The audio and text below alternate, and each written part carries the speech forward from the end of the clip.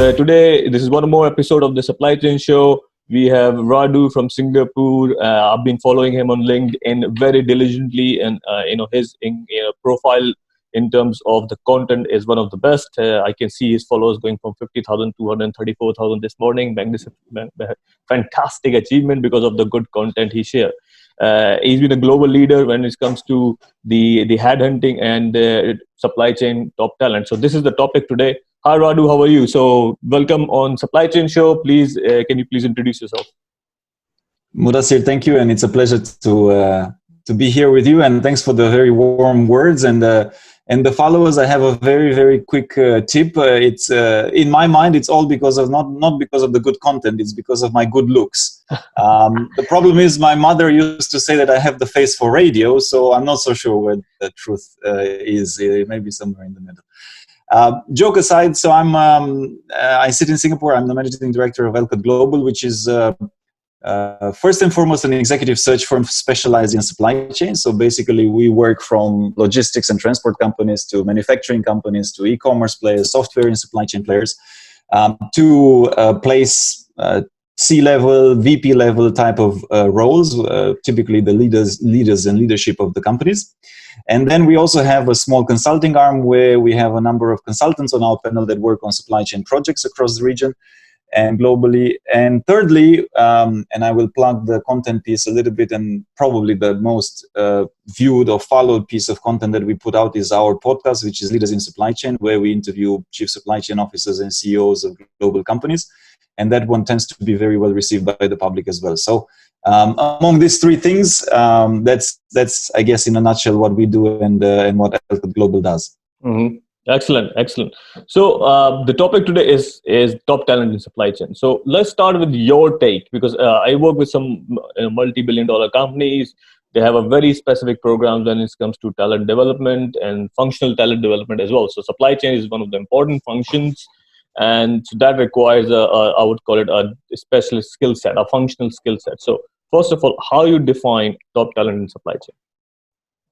Oh, look, great question. And I would say that obviously it also greatly depends on the exact role, because of course, if you're hiring for a chief procurement officer, for sure that person needs to have the fundamentals of great procurement skill sets at the base. But if we had to go a bit broader, I would say there's a couple of common characteristics, and more or less there's four of them that I can think of that makes, in my head as a headhunter, a top talent within supply chain. I think number one, and it's kind of hygiene factor if you want, but number one is you got to have a fairly broad and deep and good understanding of your domain, right? So ideally, you should have been exposed to the different areas of supply chain, which is, in very simplistically put, I'm a headhunter, very simply put, right? It is plan, source, make, deliver, right? It's the four different elements. So ideally, you should have been exposed, or you should try to expose yourself to all. You don't need to be an expert in all. It's unlikely that you will be an expert in all, but you should understand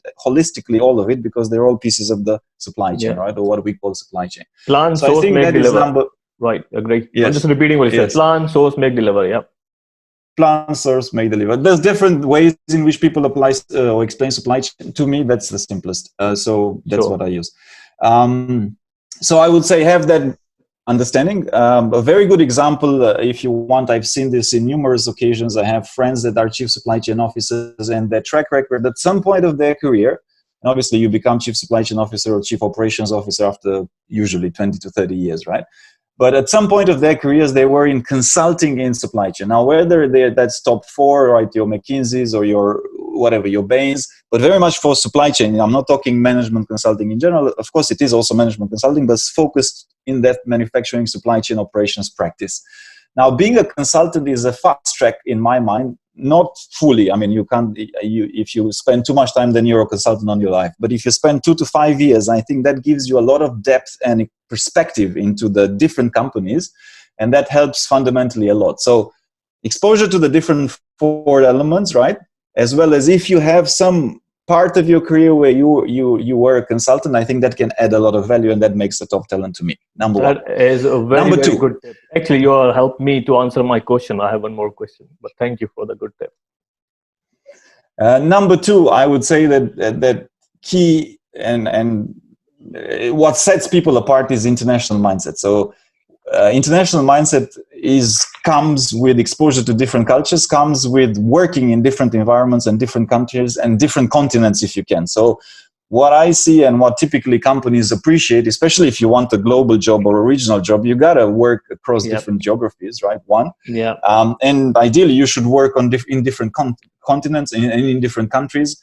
And I would definitely, I mean, I sit in Asia, you are from Asia as well, Muddassir. I think Asia is a must in today's world because it's the growth engine of the world and is going to be for the next 20 years. Absolutely. And then some other, right? Whether it's Europe or US or whatever, right? I mean, it doesn't really matter. But I would say that international mindset and exposure is a must if, one, you want to look for a top talent, and two, if you want to have a global or a regional job in supply chain.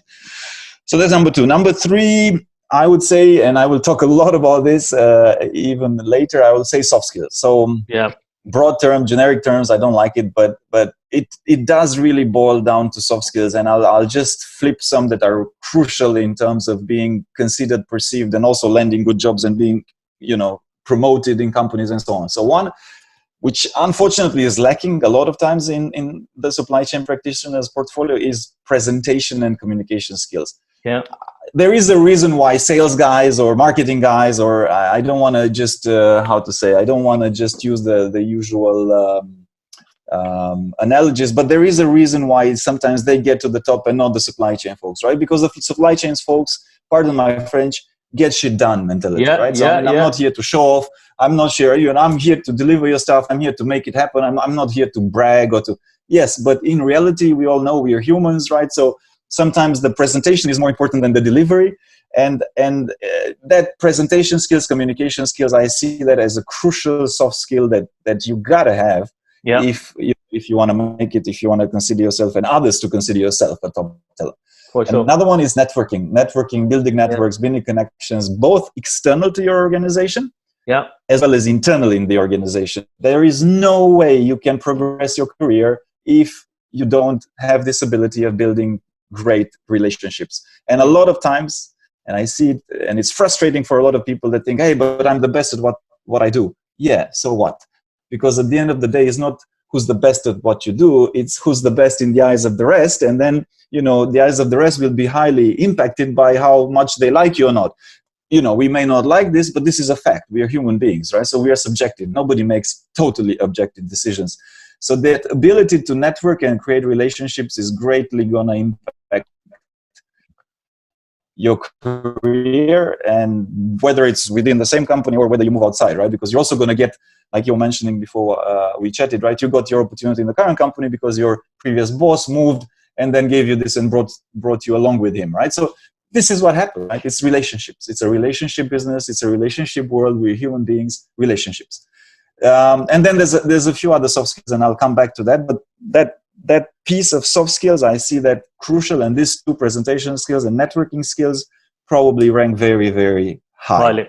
Sure. And the fourth and last one that I would put in there is you got to have some level of exposure and track record in doing digital supply chain projects. I mean, in today's world, and this COVID crisis is basically only going to accelerate, and we're seeing this. I mean, everybody is scrambling. You need visibility, you need data, you need information, you need a bunch of things, control towers, you name it, right? Industry 4.0, everything is about digital. So you need to have a track record in having delivered results, having had exposure, understanding what the heck it means, right?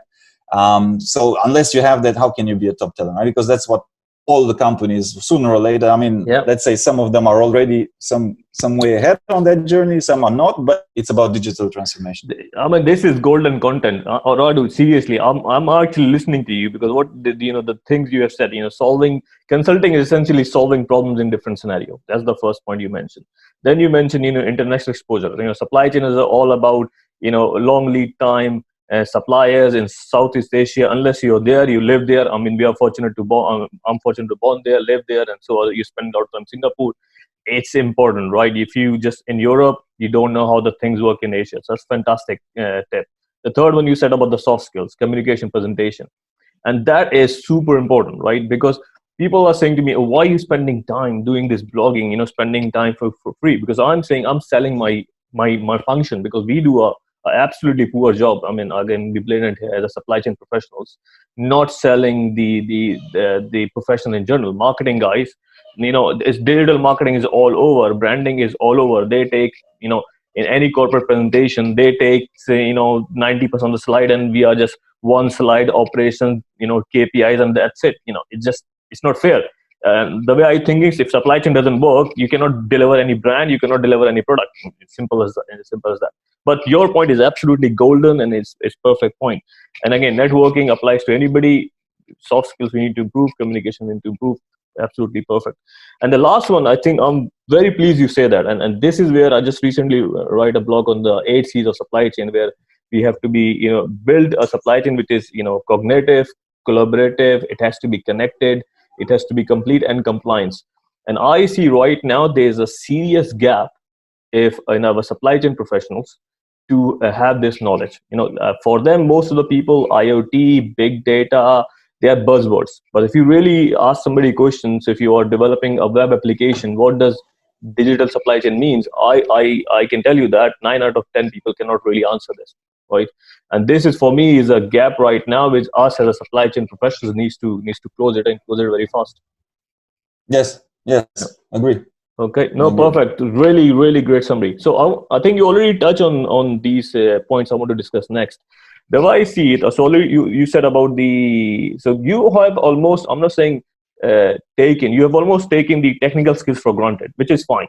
We have to have a technical skills. Either you are a procurement guy, logistics guy. When I say technical means, if you are a supply chain guy, then you should know about materials planning, your warehousing functions, how the MRP works, how demand forecasting works, S&OP. So that's for granted. You need to know that. That's fine. But then you talked about soft skills, which is you covered. The third is, I think, I talked about is the networking and communication. You covered that. There's one topic which I think is also important: is leadership skills, right? So how you see that fit into your framework, the leadership skills?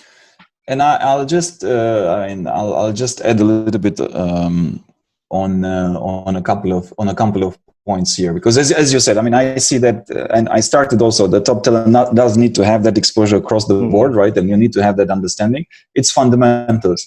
If you want to be a CFO, you got to understand finance, right? It's hygiene factor. You're not gonna, but that's what it is. It's hygiene. It's like manufacturing, planning, inventory, logistics. If you don't understand it, then you're not a supply chain professional, right? Yeah. So, but that's not gonna take you to become the chief operations officer, or the chief supply chain officer, or the chief procurement officer. So that's why I'm not usually talking so much about technical skills, because I kind of take it for granted.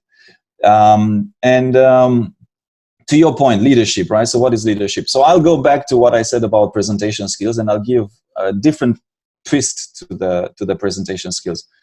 Basically, if you are in supply chain, if you're truly a supply chain business partner, you basically need to be able to, in 5 minutes, explain very simply put to the business, whether it's the CEO, if you're the chief supply chain officer, or the business unit head, or whatever it is, right? Why what you're doing makes sense to him or her business. And trust me, most people cannot, for the love of whatever, do that, because you either get them lost in details that they don't care about, right? Or you can't make the connection, like, okay, I don't care. Is it a warehouse? Is it automation? Is it, the CEO doesn't care. The CEO cares about numbers, like growth, or like, how much do you save? How quickly do you do it? Is my client impacted in a good way or not, right? So presentation skills, make sure that in 5 minutes you're able to capture your audience. And I'm just making a very practical point. You need to be to the point, succinct, data oriented, and that makes a great supply chain business partner. That's what I call a supply chain business partner. So that's one element, and I would put that under leadership, right? Because if you can't present, you're not a leader to me. Second piece that I want to expand more, you gotta get people with you on the journey, right? So if you call yourself a leader, right, you can't be walking alone. If you're walking alone, you're just taking a walk, right? If you're a leader, you're walking and taking a whole group of teams of organizations with you. So that piece of how do you get people together, that's part of leadership. And as far as I'm concerned, that has to do with, do you have emotional intelligence, right? Because usually, all the time, actually, in today's world, it's about change management, right? You have change management and crisis management. It's kind of both, right? Because if it wasn't this COVID-19, we had a volcano eruption in Philippines before that. We had the Iran-US war or not. Crisis is the new normal, right? So yeah, you as a leader need to be able to inspire your troops. Say, hey, okay, guys, look, it's another crisis. We need to adapt. We need to change. We need to move forward. So you need to have that ability to be a change catalyst and bring people on the journey. And I would say that the key to be able to do that is to keep things simple. I've seen numerous, so I was part of basically I was in the office of one of my clients, and they had on the wall, so they were making this digital change, supply chain transformation, you name it, all the buzzwords thrown into one. And they had 5 different posters on the walls, right? And I swear you not, they were like written in 10, the Calibri 10, and they were like literally like this big. And I'm like, who the heck reads that? Guys, you need to have 1 sentence, that's it. And you have 5 posters with 1 sentence of maximum 10 words on it. And maybe then people will remember it. Yeah. Maybe then. Right? Maybe then. You gotta keep it simple. So I gave the feedback to the chief supply chain officer. Look, if this is the way you want to do this, I bet you your people have no idea what you're doing, right? So you need to simplify. And for that, I would actually give a very specific example. And we had a podcast that is just pure gold. It's 40 years of experience distilled into one. It's the biggest transformation in the history of logistics. Ken Allen, who is the board member of DHL, he took DHL Express when DHL Express was losing 2 billion euros per year, and he transformed it, and DHL Express now makes 2 billion euros as profit per year.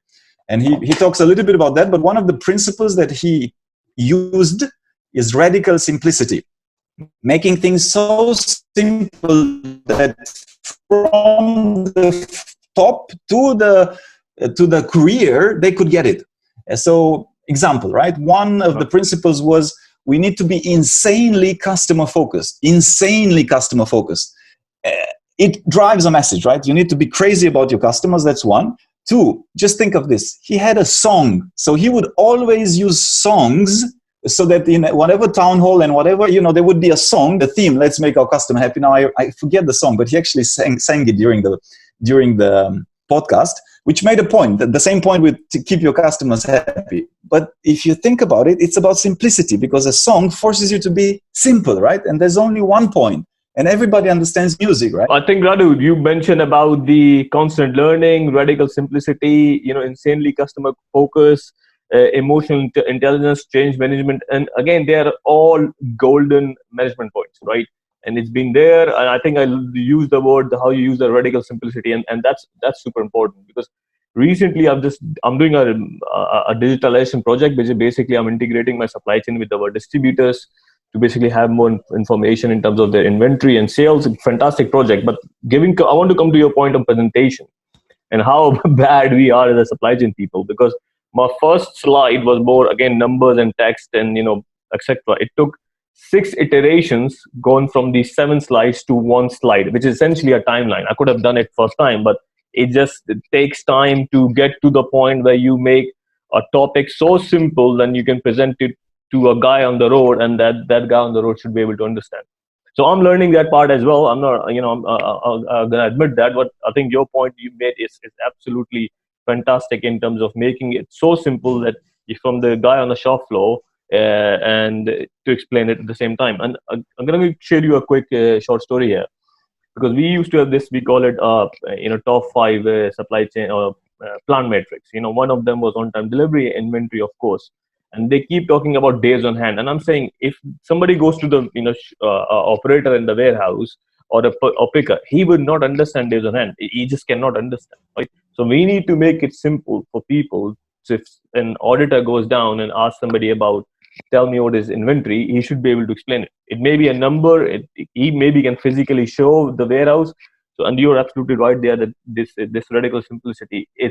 And what my personal experience is, radical simplicity drives engagement. When people understand the impact of their jobs or the function into the end results, they feel more engaged, and your life as a as a supply chain leader becomes super easy. So 110% agree with your point. Then I want to flip the angle here, right? And because you work with a lot of companies and you have a consulting arm at the same time, but what I want to see, before actually I ask this question, I see this: the HR people and the leader C-level people, they're very much buzzed up about, oh, let's launch the leadership development program, less people is our top talent, yeah, etc. But I have seen very few of them is actually take out time in developing people, right? Because supply chain, as unfortunate as a function, is very much numbers driven, customer service driven, and as I said to people, there's in supply chain I have two kind of days: bad day and a very bad day, right? There is no third day, because in supply chain something is wrong somewhere. A supplier is late, somebody is off sick, something is broken, you don't have a capacity, customer is shouting, it's happening. So if I'm having a bad day, I'm happy because it's not a very bad day. The issue is, and I have a sympathy for the supply chain leaders, because it's very difficult for them naturally to find time to develop people. So that's first part. The second part I see is, so in terms of these kind of leaders who wants to do it but do not have time, or let's call it natural inclination of development people. So what is your advice, taking that my personal experience into account, and your, of course, I want to hear it, how the companies develop a program or a culture to develop supply chain talent? Look, $1 million question, and I would say that the fundamental issue is, and the root cause is, you should not have people in leadership positions that are not good with people. I think the fundamentals of it and the crux of it is that you should be able to identify that the best procurement person sometimes is not your most of the times is not your chief procurement officer. The best sales guy is not your best sales manager. Because in order to deal with people, you need to have people skills, you need to have emotional intelligence, you need to like people. And some people, not that they don't like people, but they're just naturally introverts, or that is not their strength. So then they're put in this leadership position, and you can put it up down their throats. So yeah, you need to develop your team, but it just doesn't gel with the way they are. And then you should not push them. You should not, put them in an expert position. There's expert jobs that you can do. There's nothing wrong. Whilst I advocate for changing careers and all of that, some people become just very good at something, right? A brilliant data scientist, a brilliant rocket scientist, I don't know, yeah, you name it, right? So what I'm saying is that companies also need to be making sure that when they promote and when they elevate, because this happens a lot, this mistake happens, to me is a mistake, right? You get your best person at doing something and then you put them as leaders in a team, but they're not necessarily the best people person. So then you have a problem, right? Because you're trying to teach a pig to sing. Pardon my expression. It might be a tough analogy, right? But you don't need to do some of these things, right? Of course, certain things can be leadership. I don't believe leaders are born. I think you can learn a lot of things. Yeah. Also, it has to come somewhat with your, with what you want to do and what. So I think that's a very important point that we need to take into account. Then I think that companies can develop, and there's a lot of things that can be done and that have been done, which come to link to being mentors, or the thing that companies can do to develop on the positive side, and I've seen that, is encourage a spirit of mentorship and coaching and development. So I've actually seen companies that from day one, people are allocated mentors that can guide them through, how can you do things better, and how can you fasten your process of learning. I'll give you an example. I've seen people, basically one of our clients has imposed it as an overall policy in the company, and it works extremely well. It builds relationships between people. It also fastens the learning process. So I think and it's a simple thing to do. It's not, it doesn't cost a lot of money. Now, another thing that companies do quite well is management traineeships, right? So at the beginning of their careers, they get people on a management trainee that in 2 years they get to experience 3 months or 6 months rotations in different functions. Yeah. Then you see companies. So one of my contacts is with the same company. I won't mention the name. I don't want to advertise them necessarily, but it's a great company. It's an FMCG player, and he's been there for 24 years. And in 24 years, he had 18 jobs. So, and he moved across 3 continents. So this spirit of constantly giving people opportunities to develop, to change, to take on new opportunities, I think it is an incredible way of companies to develop their talent. Now, of course, you can't do that if you're a 50 people SME. This works for MNCs. But I would say that a lot of companies can do more around that. Yeah. And then you have another good example is, and this one I will quote him. So the Chief Supply Chain Officer of Henkel, which is Dirk, we also had him on the podcast. So he was saying that every 2 years or 3 years, he goes back to school.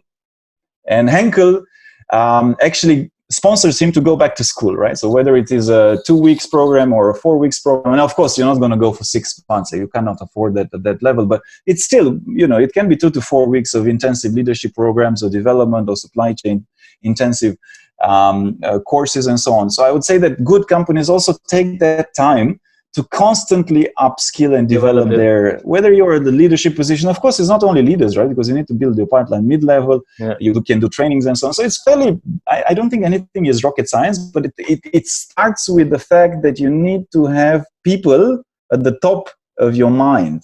If you don't believe that, you know, people are your assets, then you're never gonna behave like this. You saw it's quite famous, the writing that was circulating all over LinkedIn, right? With the CFO asking the CEO, why are you paying for training for these people? What if they leave and we lose the money? And then the CEO asking, but what if they stay and they do a bad job? Yeah. So it's kind of, you need to have the mindset as an organization. And then a lot of things, whether you have money or not, because now with COVID, maybe you want to cut costs for training, but mentoring is free, right? I mean, you do it within the organization. Yeah. No, so that is one great point. So mentoring is free. People skills who understand about people, so that's fine. I actually have a blog, and it's my personal experience as well. So there's 3 kind of players I see, right? So there's a performance. I know as a HR guy, there's a performance metrics and all that. That's fine. But for me, is to the people who just want to come to work, they do their job, they go home, right? There is a high performance, which is like 10% people, and there's like 10% the bell-shaped curve don't want to perform. So you can manage your poor performance. There's a process in place. I don't want to waste time on that. But then there's a 90% of people who just want to come and do a good job. She may be the mother of the kids. She wants stability. Oh, that's fine, right? But then I feel so I have 2 questions there. The first is this: if somebody is stable, doing a good job, and doesn't want to become a manager or a leader, right? But then over the period of time, the senior leader perceives that person as a non-asset or non-ambitious. And for me, I think that's a wrong way to look at it, right? Because that just person doesn't want to do it. He or she wants to come, do a good job and go. On the other hand, there is ambitious, especially young folks come from graduates, good universities, work hard in their education. Of course, they in mindset, they want to come, they are intelligent and they want to challenge things and they want to grow pretty fast, right? And they are perceived as over-ambitious people, right? And I think the balance is not right. And I'm just sharing my own experience here. So what would be your advice to those leaders to manage these kind of groups? I don't know if I have, I don't know if there is a silver bullet for this. If there is a one answer fits all. I guess in some ways, but this I'll just talk from my own perception. I mean, I guess it's common sense that certain or fairly normal that different stages of our lives we have different needs and wants, right? So of course, when you're 20 to 30 year olds, maybe you want something. When you're 30 to 40, you want something else, and so on, right? So I guess it's back to the initial point where a good leader would care about what do his team members care about, right? Mm-hmm. So he would know, okay, this person wants more work-life balance because he or she has 2 kids and he wants to go home, or this person is young and ambitious and wants to grow and wants to progress, and then we will give them more projects. So there's no necessarily a judgment attached to it, right? There's a place for everybody. But this, I'm talking about the good leaders. That's why good leaders are rare. So and of course it's going to become at some point subjective, right? Because if crisis hits, you need to reduce your headcount. Yeah. Now, look, we can be all romantic and all, but at that point, the leader will be like, okay, look, I mean, and then it's going to boil down to sort of, I mean, usually it's going to boil down to pragmatic, right? So who can do more work with less money? I mean, I'm sorry to be cruel, but no, that's true. It's like, you know, it's going to be boiling down to some of those parameters. So I don't know if I have a suggestion. I mean, probably the only one is like, you know, make sure you understand your team, understand where you're coming from. Most of the times they're going to have different desires and wants, and it's not like one is better than the others. It's just different because we're people. And then make sure that you try to arrange for it. Sure. No, Radu, it's been fantastic. You know, it's almost inspirational. I've learned a lot from the conversation with you as well. So thank you for joining the show, and hopefully I'll have you one more time. My pleasure. Thanks for having me, Muddassir. Thank you. So if you like this video, don't forget to like, share, subscribe, and leave your comments below.